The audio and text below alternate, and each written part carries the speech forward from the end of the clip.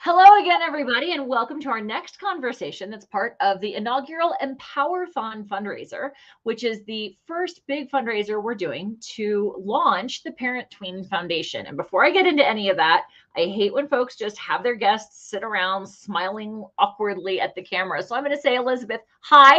Hello, friend. Welcome back to Parent Tween Connection Talks, which is our podcast. I'm excited to have you. So for those of you who don't know Parent Tween Connection or Parent Tween Foundation, Parent Tween Connection is where parents go when they don't know where to go. We connect parents to each other and the professionals who can support them, folks like Elisabeth and so many of the other folks who have been participating in Empowerthon. And Parent Tween Foundation's mission is to help bridge the financial gap that so frequently exists between families and the professionals who can help them. So we are going to say, hey, yes, this conversation is part of a fundraiser. So if you're tuning in, even if you're catching the replay on YouTube, it is a fundraiser. And we are going to say thank you to Elisabeth for your time and your knowledge, but also the way that she said that you can say thank you as a listener is by making a donation at the end, because I know you're going to get good info. So warning, there's going to be a shameless plug. So we are broadcasting live to our Facebook group, our LinkedIn page, and our YouTube channel. And we're fielding questions from folks as we chat through our Facebook group. So if you're not part of our group yet, come on over. You can find Parent Tween Connection. I do have it open so I can bring you in if you'd like and ask questions as we chat. So Elisabeth, hi. Hello. I'm so excited that you're doing this, and I'm so proud of you. This mission is fabulous. We are, we're getting there. It's a whole lot of jump in, do it, and figure out how to adjust. There's your entrepreneurial tip of the day, my friends. So, leadership. We're talking about how to empower teens as leaders. I imagine you're going to say that it's leaders of themselves as well as of others. But where do we even start this conversation? Why is this something that you were like, hey, we need to talk about this? Well, okay, I'm a parenting coach. So I actually want to back up and talk a little bit, if we may, about parents and the way in which they are leaders. Right? That's got to come first. That's got to come first. We are the leaders of our own family. And in families, it's right. If we're not the leader of our family, it can turn around, right? Very easily. And it does not serve kids to be put in a position where they are the leaders of the family. Developmentally, it's not what they need. So on the one hand, it means that they're spoiled and entitled and being served in all the things. Or it means that they're being robbed of their childhood and they're just having to take on too many responsibilities from the family. Sure. And either of those scenarios doesn't allow a child to thrive fully. So first and foremost, we teach leadership to our teens and emerging adults in the way that we lead our families. And good leadership in families, I think, first and foremost means having a clear vision. Most companies have a mission statement. They have a sense of where they're going, what their goal is. When we just parent by the seat of our pants from the day to day, just trying to get through it, we are not modeling the kind of leadership that is actually leading. It's more like we're all bumbling down the path together. So, right? Yeah, I can see that. Yep. So parents get to have clear goals and priorities. And we need to respect that our children are going to have their own values. And at the same time, we get to teach our kids our values. Right? Well, and so one of the things that I love about doing an event like this with Empowerthon is I get a chance to talk to so many amazing professionals in a very short time. And I start seeing themes come out of things that they advise or things that they've seen be successful. And the point of values is one that came up in a conversation with Lindsay McCarthy, who is the author of or co-author of Miracle Morning for Children and Families. And our conversation was actually about having family meetings. But one of the components of the family meetings is not only the individual's values, but family values as well. And I think that plays right into what you're talking about here of the kids are going to have theirs, you're going to have yours, and maybe as a team, you have even different ones. Yes, exactly. And connecting our family activities, including our family consequences and rules, to a value gives kids a sense that they are a part of something bigger than themselves. And that's motivating and inspiring. So talking about leadership, it's a leader's job to motivate and inspire. And one of the ways that we do that is through connecting clearly to some core values that is going to be the lens through which we see our family and our family decision making. I like this concept, and I can still see some folks potentially going, okay, but could you give me an example? So sure. Let's say that we've sat down with our first of all, we've sat down with each other, co-parent if we have a co-parent, and I do an exercise with parents where I have them individually go write as many values as they can, and then to prioritize their values, and then to come and compare their lists. Hopefully there's some overlap, and there usually is, if not in the exact word. There's going to be concepts that are I call them chain values. So, thoughtful, helpful, kind, right? They're in a category. They're in a direction. Sure. Diligent, hardworking, meets deadlines, right? They're in another category. Right. So we kind of call them the chain categories. So let's say we end up with one, and I always use respect as an example because my rule in my classroom, I only had 3 rules in my classroom. Let the teacher teach, let students learn, be respectful. And then we spent a lot of time discussing and clarifying and making concrete what does it mean to be respectful of yourself, of others, of property.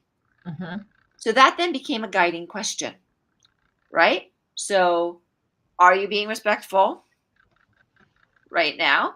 Or what would be a more respectful way to handle this? Or what do you need to do to be respectful right now? Or would you like to rephrase that more respectfully? So because it was our common goal and our common mission, and we had a secondary mission and alongside that mission of, obviously, because we're a classroom, learning the most that we could possibly learn during the year, right? But so respect was a vehicle for doing that. So when we decide what's our mission, what's our vision, who are the kind of family we want to be, then those values really kind of become our guiding lights.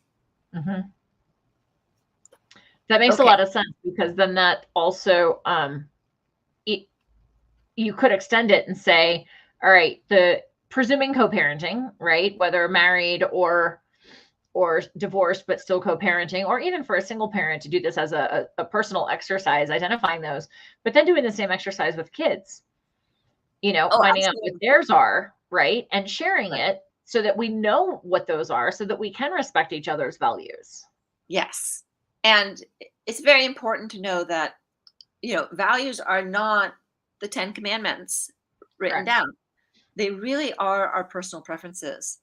And when people are operating from their values, there's something that feels very cohesive and organically whole. So, I've run into families who value creativity. And there are other families for whom that's simply not part of the picture, Right. right? But when families value creativity, and let's say that that's a value that a child has that an adult is not so in touch with. Mhm. Yes. So part of leadership is seeing the good in people that they don't necessarily see in themselves Mhm. and help shining the light on that. Mhm. Or letting them operate in their area of genius, right? Mhm. Because then they have multiple experiences of feeling successful and feeling good about themselves. For sure. And that quality, that confidence that that builds is going to line them up and put them in position to Mhm. be better leaders themselves. Well, and the other thought that I had as you were talking, I do a lot of work with in the more, I can't say a lot, but like I do work in the mental health field as well. And I know a lot of what you do in coaching overlaps with that in many ways. And to your point of when you have a sense of a team or a sense of the family as a team, and you know what the shared values are, the core values are, you made a comment that it gives us the opportunity to feel like we belong to something that is larger than ourselves. And that is a critical component in suicide prevention, Mm, which is part of why folks, recommend that, or it's recommended that you go volunteer, because you can see like, hey, I'm taking care of these animals. If I hadn't gone to the Humane Society today, that dog might not have gotten walked, right? And that there's a purpose for your existence beyond your sole existence, because especially for kids, they have a hard time seeing that. Like their brains just aren't fully developed, and they can't see that always. So what yes, a great way to build that in right within however you define family. Maybe it's one parent, one kid, that's still family, absolutely. right? And however you define that, having those shared values to make them feel a sense of a larger than self experience serves so many purposes. Yeah. And I mean, particularly starting with younger kids, I like, I mean, if you start using it with teens, it becomes, you can make it a little bit more pushback only because they are just at that stage where they're supposed to be defining themselves as different than you. Correct. But if you're able to start with your kids when they're really young with using if of languaging it as in our family we Mhm. are respectful, Mhm. right? Then that means when they go out into the world, they're carrying that. Like in my Mhm. family, we're respectful. Mhm. That I this is who I am. Mhm. And that is very fortifying, Mhm. right? Again, Mhm. contrasting it with the kind of seat of your pants, just get through the day, get through to the end of the week kind of Sure. parenting, Sure. having a mission and doing it. What I want to say about tweens and teens, middle school, I especially love those middle school kids. They are And your jam, and I thank God for people like you who love them, because there are those among us who feel like that is really when the aliens take over. yes, well, and precisely because the aliens take over, and they're dealing with a dual consciousness, though, right? Because there's a part of them that says like, I've been taken over by an alien. Where, like, what am I doing? Why am I saying that? Who am I? Because I'm not who I was 2 years ago. Mhm. And then there's the other part, which is just in fact the alien. So it Yeah. makes it extra critical for parents to be the holders of the big picture Mhm. and the holders of the vision and the long term goal, and to have absolute faith in their children's abilities in the long run. Mhm. It's not that we're not recognizing that you are one hot red mess screw up right now, Mhm. but if the first message that we come, uh, somebody shared a great quote with me recently, and that is that people need praise the most when they Mhm. deserve it the least. Absolutely. Now, that doesn't define middle school. I don't know what does, Mhm. right? So, Mhm. when as leaders of the family, we keep, and part of it is keeping in mind who our little kid was. Mhm. and remembering their sweetness, their fun, their ingenuity, their kindness, their creativity, whatever qualities they had when they were a little kid that seem to get lost as the alien comes inside, we have to have faith that those qualities are core to that person. They're still there despite They're, alien takeover. yep. And that they are going to re-emerge on the other side of adolescence. Right. And so we play such an important role as leaders Mm-hmm. in holding the faith of who their child is becoming. And That might be the most profound thing I've ever heard you say. And you've said some pretty profound things. I think that just tops the list. That the parents have to keep the faith that internal core is still there and is going to reemerge from like the lotus out of the muck, as it were, right? yeah, God willing. yeah, So, all right. right. So values, keep the faith, acknowledge who that kind, thoughtful human being really is still in there, although they are kind of like mud pit mess, maybe.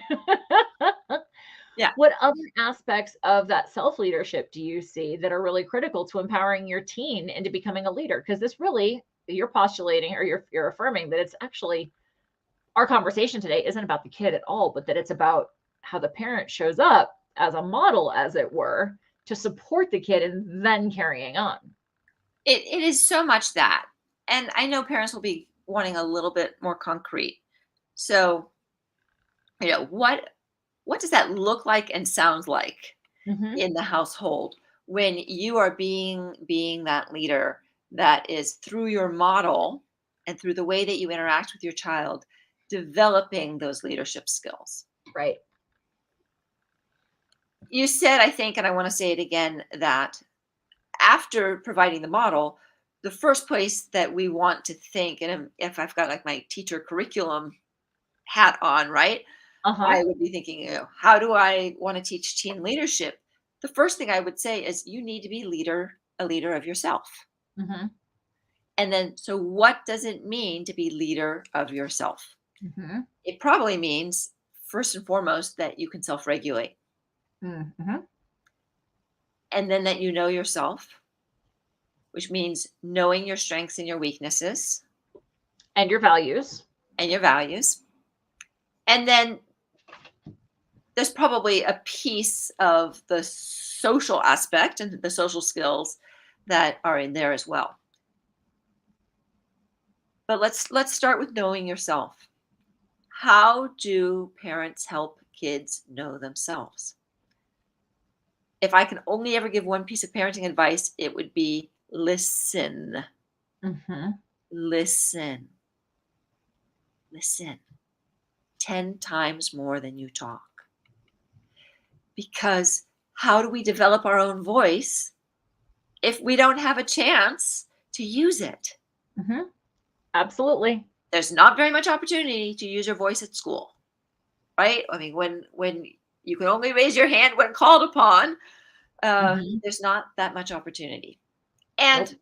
even in the best of classrooms, an effective teacher is going to be bringing everybody's voice in, and so you're going to be sharing the space with 20 to 30 voices. Right. So at home, when your parent sits down and listens to you, Yeah. when they really show up with curiosity Mm-hmm. and not judgment, Mm-hmm. and that's a muscle, parents. That's a muscle that you have to operate, Mm-hmm. because most of us are pretty, first of all, we're going through the world so fast that we need to make quick judgments about things. Indeed. So it's hard to put the efficiency aside and Mm-hmm. just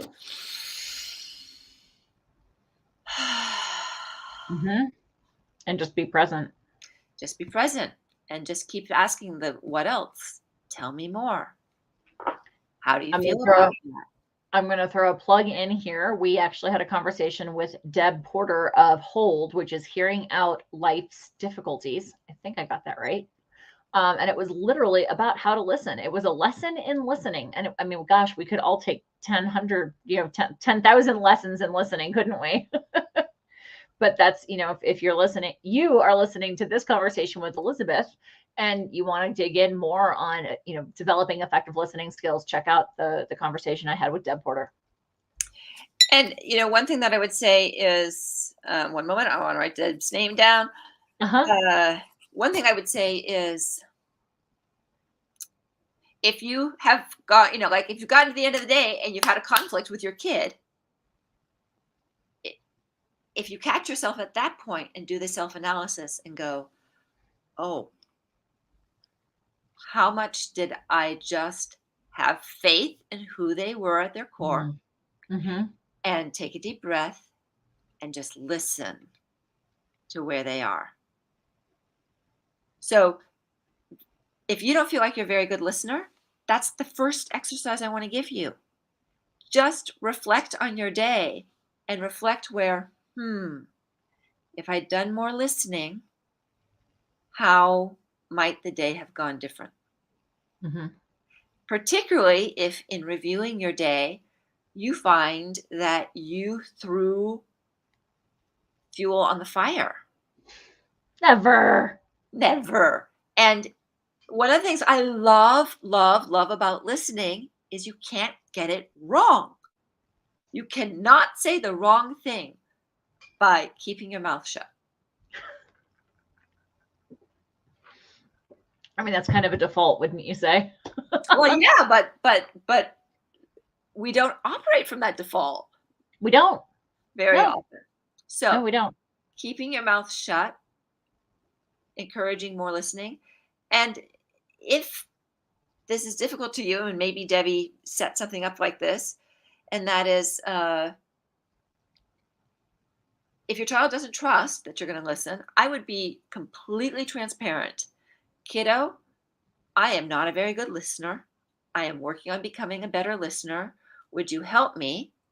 What if we agree that we're going to put the timer on for, you start with 5 minutes. Mm-hmm. For 5 minutes. And I promise, not only am I not going to interrupt and not comment, but at the end, all I'm going to say is thank you for sharing. And I'm going to walk away. That can be a way to begin to build trust, and you can extend that amount of time. I have to imagine, I'm open about the fact that I actually don't have children of my own. So much of this I can't relate to because I haven't been in that intimate emotional relationship with a child in the way that a parent is.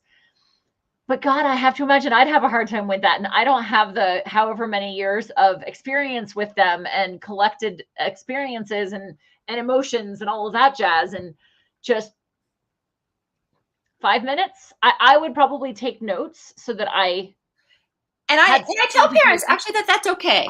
I think it's okay. You can say to the kid, look, I really want to make sure that I'm getting this right and that I'm hearing you. Mm-hmm. So I'm going to take notes to make sure.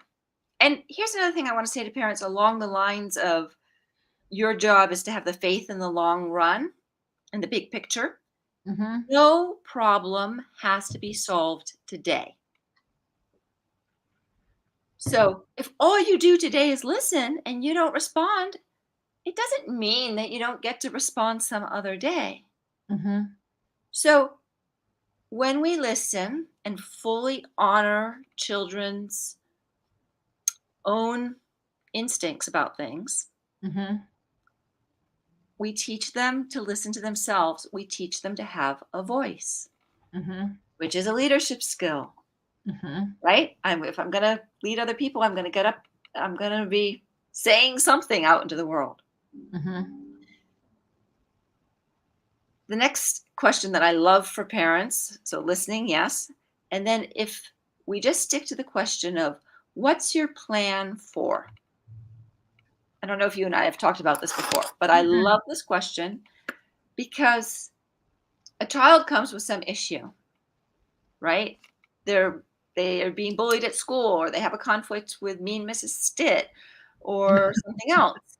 And immediately your brain is going to start going like, oh, you should do this, you should do this, you should do this. Mm-hmm. Well, think about bosses that you've had.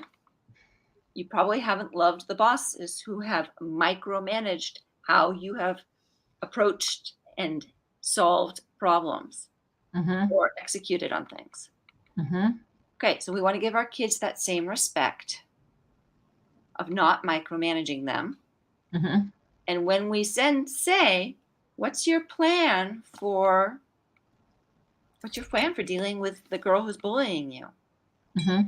What's your plan for communicating with Mrs. Stitt so that maybe you have an opportunity to get some extra credit or to turn something in late or yeah. I would say, and the thing that I'm thinking about as you're giving these examples, I love this question because it presumes that they have the capacity to solve it, right? Maybe they don't know. You know, what's your plan for talking to mean Mrs. Stitt about this? Well, I don't have one. All right, well, thinking about it ahead of time might make life easier. Like, you're going to want to deal with this at some point. Like, you're going to have to talk to Mrs. Stitt at some point. So what do you think? So when a kid, and when a kid says, I don't know, my first answer to them is so what's your plan for? I don't know. And then I say, if you did know, what would your plan be? And I don't know why that sometimes works, but it does. And if they're still like, I don't know, then you say, all right, well, you give it some thought and I'll give it some thought too. And we can talk about it tonight at bedtime, tomorrow after school, you know. So just like a student, you know, some kids have to talk in order to process. Absolutely, they do. I'm one of them. Yeah, I was definitely in that mode. And some kids have to think themselves in order to know. Right. Move from I don't know to know is a quiet, reflective thing.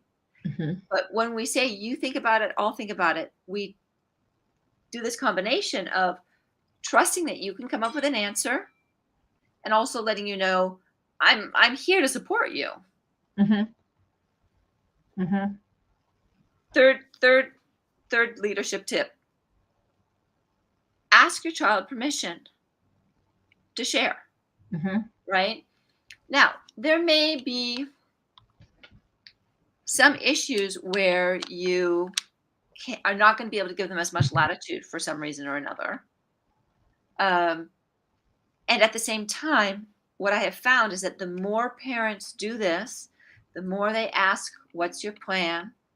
And they kind of allow kids to come up with it, the more confident parents feel that their kids actually can rise to the occasion. 100%. And the less that we need, that we need to put barriers or limits or micromanage things, and the more comfortable we get with giving kids some rope to go figure stuff out. That ties into a conversation I had this last week. I think it was with Carrie Colleran. She is an ADHD navigator, and we were talking about ADHD and impulsivity. And this idea of what's your plan is not only in we're in the muck and now I need to figure out a way out of it, but especially with kids who navigate ADHD and impulsivity, they want to go do something. They need support in thinking about what are the things that could possibly happen. Like, what are some scenarios that could come up? Like, okay, you want to go to the party. What are your thoughts? How are you going to handle it if somebody offers you a joint? Or what are your thoughts if somebody has alcohol or just whatever situations, right. Like giving them that opportunity, because especially with ADHD, like for a lot of kids, number one, without ADHD, the future doesn't exist because they're not there yet. But then you add the ADHD in and the fact that their emotional maturation is about a third behind what their physiological age is. They need extra support in thinking through those things and going, all right, let's make sure that we have a backup plan. Let's make sure that, like, if you need an easy out, you remember like our safe word but it's setting Yes. them up for success rather than being like, good luck, hope you don't hang yourself with that little bit of rope I just gave you because you're going to get grounded or whatever the case is. Yes. Yes. Rehearsal is great. Rehearsal Love and it. role play are both Mhm. truly powerful kids tools for helping kids to step into their leadership Mhm. and to be the owner of their own thoughts, feelings, actions, Mhm. experiences. Mhm. Especially, you know, we always want to have kids of middle school going forward. We want to have kids approaching adults first. Mhm. I'm not saying don't support your kid if a conflict gets to a level or there's something which they're not getting forward motion with. Mhm. But part of having your own voice is being able to advocate for yourself. Absolutely it is. And Yes. until we can advocate for ourselves, we're not Mhm. going to be able to advocate for somebody else. Mhm. Sometimes the act of advocating for somebody else helps you learn to advocate for yourself. Right. But in general, But it's a we lot easier if you've seen it modeled and you have felt that kind of support and that advocacy that you can then go advocate for yourself. Because at the end of the day, if you can't advocate for yourself, you turn into a doormat. And I don't think that there's a parent on the planet who says, yes, I want my kid to grow up to be a doormat. yeah, exactly, exactly. And and again, in modeling this for our kids, we Mm-hmm. can always listen to their input. It doesn't mean that we have to give in to them, right? It's not an equal negotiation, Right. but it's always respectful to get their input and to hear their views and their perspectives and how things are affecting them. Mm-hmm. And that right there is a prime leadership situation, right? Like you're never going to keep everybody happy when you're the leader. Let's look at the leaders of any country, right? But the leaders that end up commanding the most respect, or and not demanding, but commanding, because that's I feel like that's more of like a given willingly, are the people who at least feel like, or where their constituents, if you will, at least feel like they've been heard and like, okay, you heard my voice, you gave me a chance to express my thoughts, my feelings, my concerns, and I feel like you actually took them into consideration, even though the decision didn't go my way. I feel like I trust that you made the best decision and that my voice was a part of that conversation. Yes. Yeah. And And that goes a long way to kids coming to us as the adults when they need us. When there's an emergency, like if that contributes to connection and trust. yes. Yeah, it does. Love it. All right. I know you and I could talk about this like all day long. Were there We could. any final tips that you wanted to add relative to what we as the adults can do to facilitate empowering our kids as leaders?